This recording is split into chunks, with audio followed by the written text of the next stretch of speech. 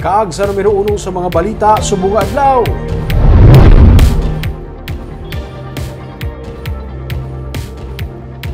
Nagapamol ka bala, nagagamit ka sang ATM card. Dapat mong may baluan ang ining modus kay man sang kahapon isa ka seaman ang nabiktima sang nagapang salisi.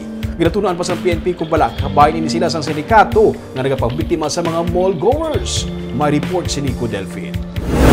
Nagluntad ang komosyon sa SM City kahapon sang madakpan sang isa ka seaman ang isa sa 3 ka mga persona nga ginaligar nagsalisi sang iya nga ATM card. Sa viral video, makita ang sabtanay sa tunga sang seaman kag sang babayi. Suno kay Police Major Elmer Bonilla, Commander sang Police Station 1, ginendorso sa ila sa mga security guards sang mall ang babayi nga ginatudlo sang biktima nagkuha sang kapin 107,000 pesos sa iya ATM card. Ang card ang ilagin swipe sa baligyan sang cellphone kag ginwedruhan man sang kwarta. Sa pagpang-usisa sang pulis, ginsabad sang suspect ang biktima samtang nagakuha sang kwarta sa ATM machine hasta nga naisla nila ang iya nga ATM card kag nakuha pati ang pin sang seaman.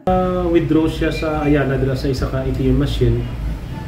Kag sang gintry niya pala pagguha ang resibo, hindi ko na magawa. So here comes ni isa ka babae dahil na-introduce nga mabuting. After nga gina-troubleshoot sa babae, daway ko nung gyapon sa nagawa. Until sa time may upot nga gintandog siya pag nagkalahulog tong iyang ID. So pagkahulog sang ID, gamuto nag-maneuver na sila sa ilang modus. Gin-switch ni karon ang iyang ID sa ATM. Kag gintagaan sa lain nga ID. So after pila ka oras, nagkadto sa kuno sa ICM. I mean sa bangko. Ay sa ICM kay lagaw-lagaw sang tanaw niya na-discover niya nga hindi na gali na ATM. So nagkadto sa bangko kag verify. So pagkadto niya sa bangko, may nag-withdraw nga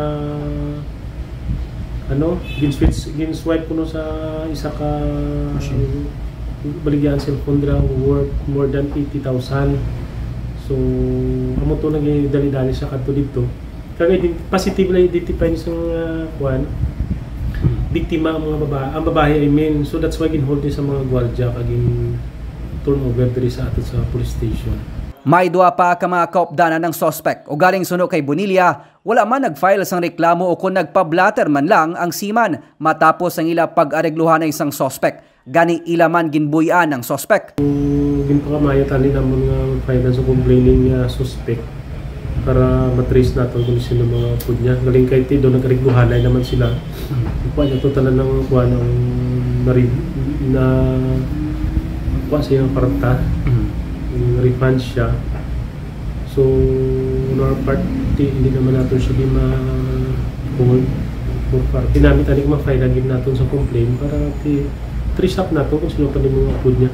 Ang police, sir, hindi ka file outright sa mga manayang cases? Hindi maka-file lang atong kapulisan sa mga mga kaso. So, limited lang yung ginatugot sang layi nga ang pulis maka-complain.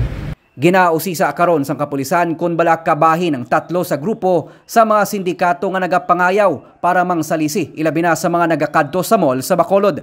Nagapaandaman karon ang kapulisan sa publiko ilabi na sa mga ATM card holders nga mangin mabinantayon kag hindi isalig sa iba ng ilang mga transactions agud hindi mangin biktima sang salisi. Nico Delfin para sa DigiCast Negros.